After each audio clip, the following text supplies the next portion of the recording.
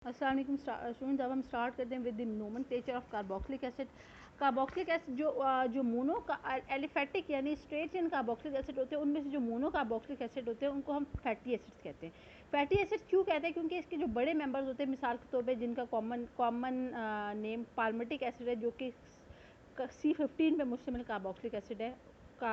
C15 पे मुश्तमिल mono aliphatic mono carboxylic acid, और जो स्टेरिक एसिड है जो कि C17 कार्बन से मुश्तमिल मोनो कार्बोक्सिलिक एसिड है। वो कैसे ऑब्टेन्ड होता है? फैट्स की जो हाइड्रोलिसिस करते हैं, हम उसको ब्रेक डाउन करते हैं, वहाँ से हमें ये एसिड्स ऑब्टेन होते हैं। इसी वजह से हमने पूरा इस जो मोनो कार्बोक्सिलिक एसिड है इसको ओवरऑल, इसी वजह से हम इसका नाम ही हमने फैटी एसिड रख दिया है। जितने भी एलिफेटिक मोनो कार्बोक्सिलिक एसिड हम कहते हैं फैटी एसिड्स हैं, क्योंकि इसके जो बड़े मेंबर्स थे वो हाइड्रोलिसिस ऑफ फैट से ऑब्टेन होते हैं। ठीक है, कॉमन और ट्रिवियल नेम आपको पता ही वैसे ही जो हम पुराने ज़माने में होते थे कि लोगों को जो चीज़ जहाँ से मिलती थी उस चीज़ के नाम पर उसका वो नाम लिख देते थे। अब मिसाल के तौर पे जो फॉर्मिक एसिड है, आपको पता है ये जो चूंटियाँ काटती हैं, ख़ास तौर पे जो लाल चूंटियाँ हमें काटती हैं, उनके अंदर जो डंग में जो मौजूद होता है फॉर्मिक एसिड। ठीक है, तो सबसे पहले जो फॉर्मिक एसिड हुआ था वो उन्होंने रेड कलर की आंट्स ली थी, उनकी डिस्टिलेशन की थी, उससे उनको फॉर्मिक एसिड ऑब्टेन किया था।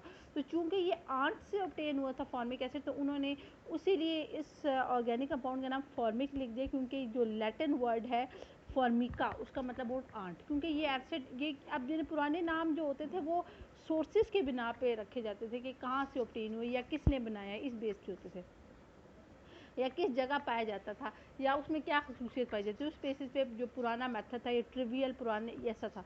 तो चूंकि ये जो फॉर्मिक एसिड था ये सबसे पहले चूंटियों से ऑब्टेन हुआ था, तो इस वजह से इसको फॉर्मिक एसिड का नाम दे दिया। कितना फॉर्मिका का मतलब होता है आंट। इसी तरह जो एसिटिक एसिड है वो सबसे पहले ऐसा हुआ था कि जो सिरका उन्होंने बनाया उसके अंदर पाया जाता था।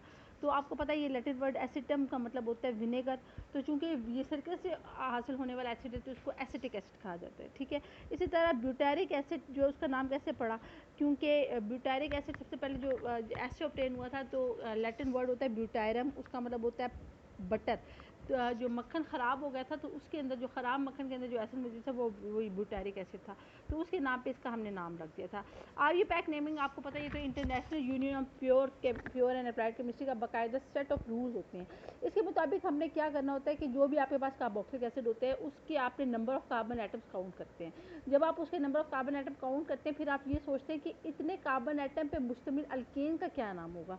तो इतने जितने भी कार्बोक्सिलिक एसिड में नंबर ऑफ़ कार्बन एटम होते हैं उस उतने ही कार्बन एटम पे मुश्तमिल जो अल्केन होता है वो आपने अपने सामने रखना होता है। उसके आखिर से ई हटा के अपने OIC OH और आखिर में एसिड लगाना होता है। इस तरह आप RUPAC सिस्टम के तहत जो है वो नेमिंग करते हैं कार्बोक्सिलिक एसिड की। ठीक है, तो यही उन्होंने ये बताया कि आपके पास RUPAC names of saturated mono carboxylic acid, यानी आपके पास सैचुरेटेड का मतलब ये है कि जितने वो एसिड जिसमें carbon to carbon single bond मौजूद है, तो आप उसके ऐसे करते हैं आर जो जितने भी सैचुरेटेड मोनो कार्बोक्सिलिक एसिड होते हैं, यानी carbon to carbon single bond में मौजूद है, उनको अल्कानोइक एसिड भी कहते हैं। तो उनमें हमें क्या होता है, these are derive from the name of the alkanes containing the same number of atoms carbon atom as the acid, the ending e of the alkane is dropped, और आखिर में हम ओइक सफिक्स ऐड करते हैं, oic और acid कहते हैं। Thus acetic acid gets the name ethanoic. Acetic acid में 2 कार्बन होते हैं, 2 कार्बन मुश्तमिल अल्केन होता है इथेन, ई हटा दिया, ओइक एसिड लगा दिया, इथेनोइक एसिड कहते हैं एसिटिक एसिड का। RUPAC नेम है। अच्छा, इसमें हम क्या कहते हैं, the substituents, the position of substituents are indicated by Arab numeral. Arab numerals क्या है? ये जो 1 2 3 है, ये आपको पता है ये एक मैथमेटिशियन था ख्वारिज़्म, उसने ये जितने भी 1 2 3 0 1 2 3 जितने भी न्यूमरल्स थे तो उसने ये इंट्रोड्यूस किया था। लैटिन न्यूमरल्स कैसे होते हैं? ये जो आपके 1 जो दूसरी तरह से लिखते हैं लैटिन, आपको पता होगा। तो ये जो 1 2 3 है ये बेसिकली क्योंकि अरब ने ये जो मैथमेटिक है अल-ख्वारिज़मी ने ये सारे इंट्रोड्यूस कराए थे, तो 1 2 3 जो हम आम इस्तेमाल करते हैं ये अरब न्यूमरल्स हैं। तो हम सब्स्टिट्यूएंट की पोजीशन जो है अरब न्यूमरल्स के साथ इंडिकेट करेंगे, और इस केस में होगा कि जिस कार्बन के ऊपर कार्बोक्सिलिक जो कार्बोक्सिलिक ग्रुप वाला कार्बन होगा उसको हम पोजीशन 1 देंगे। समझ आ गई? तो कार्बोक्सिलिक गिवन 1 नंबर, यानी कार्बोक्सिलिक ग्रुप वाले कार्बन का 1 नंबर होगा, उसके बाद बाकी कार्बन की नंबरिंग होगी। ठीक है, और फिर इसके इन कार्बन एटम के साथ जो सब्स्टिट्यूएंट अटैच होगा उसकी भी हम ऐसी नेमिंग नंबरिंग करेंगे कि वो जिस कार्बन के साथ अटैच होगा उसी का नंबर लगेगा उसकी नेमिंग के दौरान, ठीक है। द कॉमन नेम, जैसे इन्होंने ये वाला भी बता दिया, the common name and IUPAC name of some of the common जो है एसिड, वो उन्होंने आपको एक टेबल में दिखा दिया। टेबल में कैसे दिखाया है,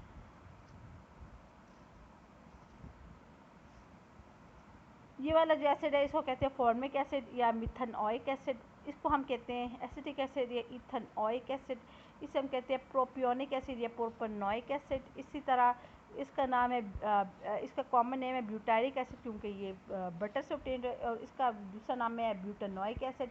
इसी तरह इसका नाम है आइसोब्यूटारिक एसिड, क्योंकि इसमें एक सेकेंडरी कार्बन मौजूद है, आइसोब्यूटारिक एसिड। लेकिन IUPAC नेम है 2 मिथाइल प्रोपेनॉइक एसिड, ठीक है। सो ये एंडिंग हो गई नोमेनक्लेचर की।